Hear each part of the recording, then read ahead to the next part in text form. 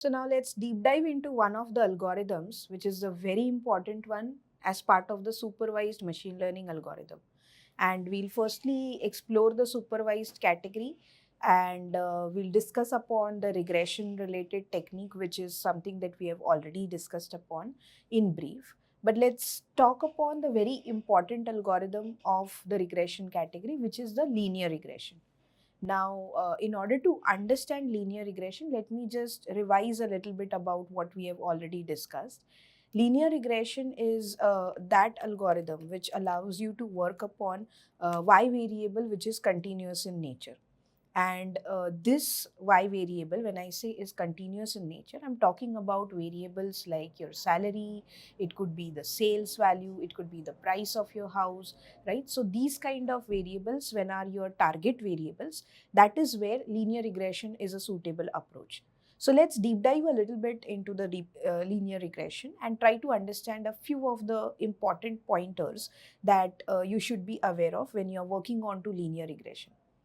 Now, whenever you try to enter into the field of machine learning, linear regression is usually the very first algorithms that we try to explore, given that it's a very simple algorithm, and it also allows you to work upon solving a lot of common problems that you find in the industry, where your target variable is continuous. And it is a very easy to use, easy to relate kind of algorithm, because it is based on very simple statistics and mathematics that runs behind the scenes. But let us first discuss upon why linear regression could possibly be a good algorithm to solve your regression kind of problems. So when we talk about regression problems, I'm discussing examples like predicting the salary of an employee, or let's say I'm trying to predict the selling price of a house or a used car, and it could be the laptop price that I could try to predict. So all of these kind of problems, when we are facing in the industry and we want to work upon solving them, linear regression usually becomes the first choice in order to solve this problem. And that is because linear regression is based on certain assumptions that there could be a linear relationship present between these variables that will help you predict that target variable, be it the salary or be it the house price or be it the laptop price that we spoke about, right? So one of the very important things that I'm trying to highlight through this is linear regression is suitable where there is linearity between the data, because without having that linearity we won't be able to measure that relationship. So wherever the variables, the independent variables and the dependent variable have a linear relationship between them, that is where linear regression is suitable. And wherever there is non-linearity between the variables, you'll find that it is polynomial regression which is more preferred, because that is something which is meant for the non-linear regression. So what we are going to focus upon for now is the linear regression, and that is where I would like to discuss more in terms of what is linear regression actually going to perform behind the scenes for you. So linear regression is a statistical technique that allows you to measure the linear relationship between the independent variables and the dependent variable. And this is something that is done with the help of the OLS approach. Okay, so OLS actually stands for ordinary least square. Now, this is a statistical technique which allows you to work upon fitting a best fit line into the data, which will give you the least squared error. And that's the reason that term ordinary least square. So, ordinary least square will allow you to work upon getting you the best fit line. And this best fit line that I'm talking about will return you an equation. This equation will allow you to measure the relationship between the independent variables and the dependent variable. This is a very short description that I'll be doing upon the linear regression. So just to directly jump on towards the equation that we will be getting for this best fit line. This equation is denoted as y is equal to your beta 0 plus the beta 1 into x. And this equation will allow you to find out the y value on the basis of the given x value. Now there are certain statistical terms that you see over here, like the beta 0 and the beta 1, that are present in this equation.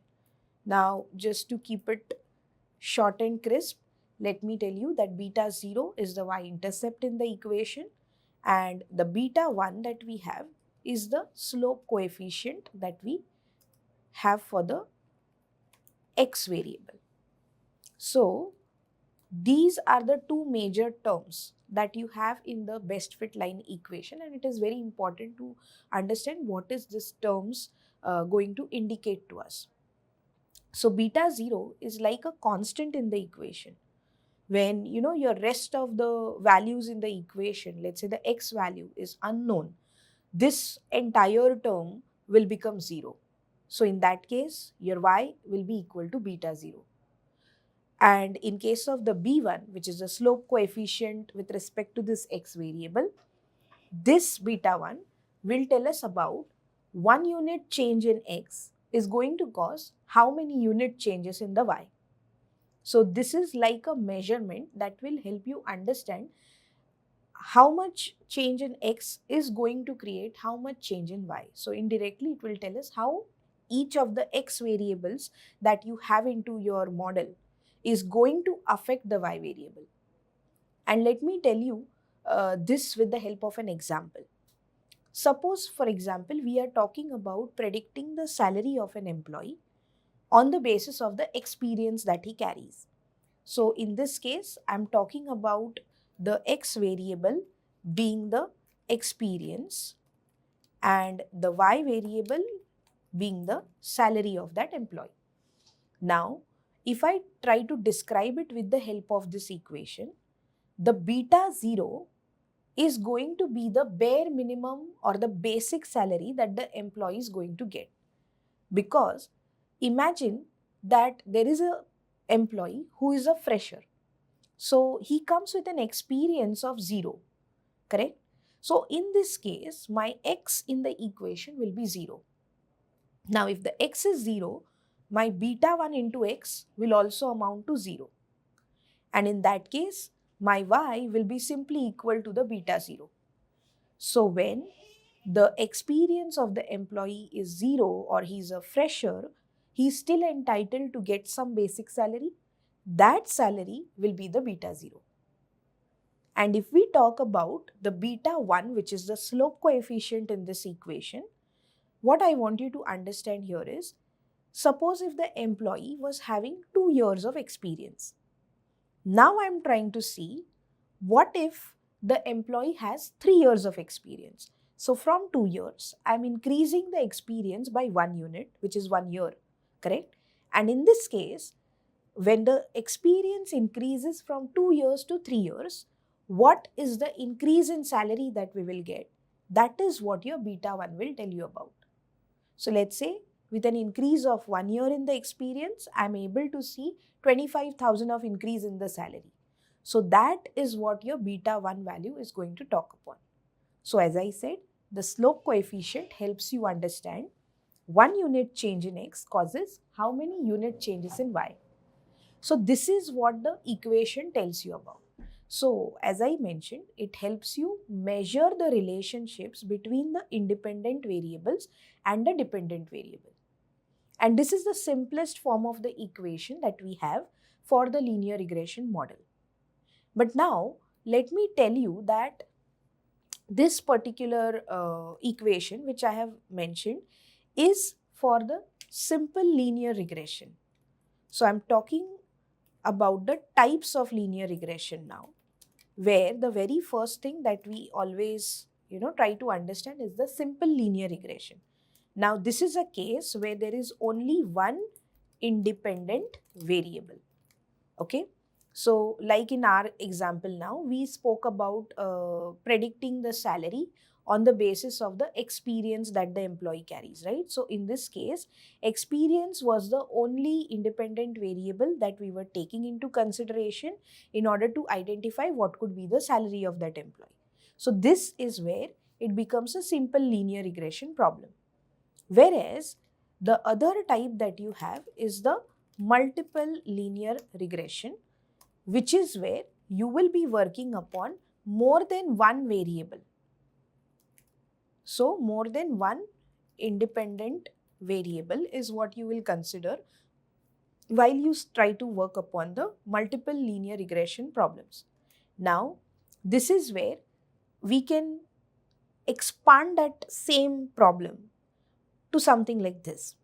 Predicting the salary of the employee based on various factors like the experience of the employee, age of the employee, the domain that he belongs to, the educational qualification, the performance ratings that he has got, etc., etc.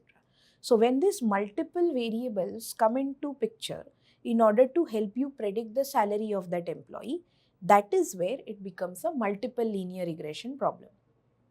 So these are the two types. And in case of the simple linear regression, we saw how the equation looks like, correct? Now the same equation expands when it comes to the multiple linear regression problem. So this expansion, let me show you how it looks like. So in this case, the equation will almost be the same but with some more beta terms and the independent variables. So beta 0, which is the constant, would still be there. We will have the beta 1 multiplied by the x1, and similarly we will have the other beta terms multiplied by the other independent variables. Now this will keep on continuing up to, let's say, bn multiplied by xn. So if we have if we have n independent variables into the data, this is how your equation will keep on expanding, because every independent variable will have a different slope coefficient value given the fact that every variable impacts the y variable in a different manner.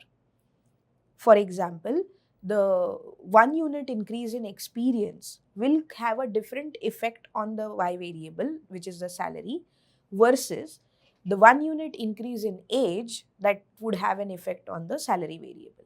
Similarly, when the domains of the employee change, the difference that it would have as an impact on the y variable will be different.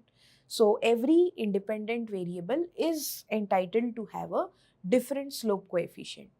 And let me tell you that the slope coefficients value that we get could be even positive or they could also be negatives. And the reason behind this is that every independent variable will have a different relationship with respect to the y variable. Let's say, for example, when we are talking about predicting the house price on the basis of various variables given to us, like what is the square feet area of the house, what are the number of bedrooms, whether or not there is a parking lot, what is the age of the property, etc.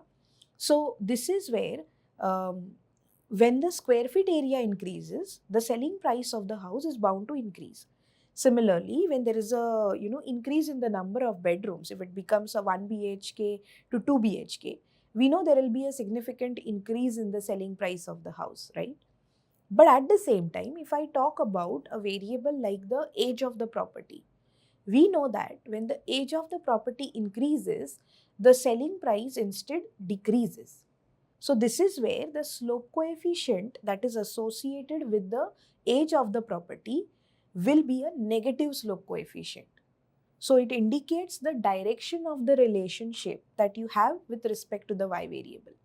So the beta 0, as I said, will be a constant in the equation and will be useful when the rest of the variable values are unknown. At the same time, the remaining independent variables that we have, each of them will have a different slope coefficient values, which will help us measure the relationship between that x variable and the y variable. So this is what the best fit line equation looks like, and this is something that is written by the ordinary least square method. And ordinary least square will always get you this equation in a manner that it gives you the least squared error. So when you try to calculate the error that has been generated in that model, you will see that it will be the minimum error that you have got on the basis of the best fit line that it returned to you. So this is something that I want you to related to the linear regression algorithm. It is a parametric method, so it is going to rely on several assumption checks where you have several things to check, like there should be no outliers in the data, or there should be linear relationships between the independent variables and the dependent variable. And that of course makes sense also, because we are trying to measure the relationship, right? So if there is no linear relationship, what are we going to measure there? So that again becomes an assumption to check. We also have the assumption of normality, which states that the target variable should follow an approximate normal distribution. So the salary variable, if we talk about, should follow an approximate bell-shaped kind of curve when you look at its distribution. And that's where your linear regression model will be more reliable. Apart from this, we also have the assumption of no multi-collinearity. So we should not have multi-collinearity between the independent variables in the data. So there are several such assumptions that we would have to check before we actually go ahead and implement the linear regression algorithm, because it's a parametric method. Now, when you work upon certain parametric methods, it is essential that these assumptions are being met, because without which we wouldn't be able to rely upon the results that we get. We may not get the best models. The kind of evaluation metrics that we use onto the model to understand how good or bad the model is, they might not be very good numbers to see, and the reliability of the model would be less. So this is something that goes by default, that whenever we are implementing a parametric method like linear regression, we would always do some assumption checks first, and only when the assumptions are being met, we will go ahead and implement this algorithm onto the data. Now the question is, what if the assumptions are not being met? Of course, there are methods which help us meet those assumptions. But let me tell you that if you're finding that majority of the assumptions are not meeting, you can also go ahead and discard this idea of implementing linear regression, because uh, linear regression might not be suitable for that data in that case, right? So you can switch to some other algorithms. When we discussed upon the entire set of algorithms that can help you solve the regression problems, we saw there were many in the list, right? Like the decision trees, the random forest, k nearest neighbor. So there are multiple algorithms which you can try out rather than just focusing upon linear regression. But as I said, linear regression is usually the very first thing that comes to our mind whenever we are trying to solve a regression problem at hand. Because over the period of time, linear regression has proved itself that it is one of the most popularly used algorithms, and it does get you good results when you are trying to find out a y value which is continuous in nature. So these are certain things that I want you to remember about linear regression. Of course, there is more to discuss in detail, but these are some of the important pointers that will always help you remember about what is linear regression and what does it help you work upon. So all of your problems related to finding out the y values which are continuous in nature can be solved with the help of linear regression.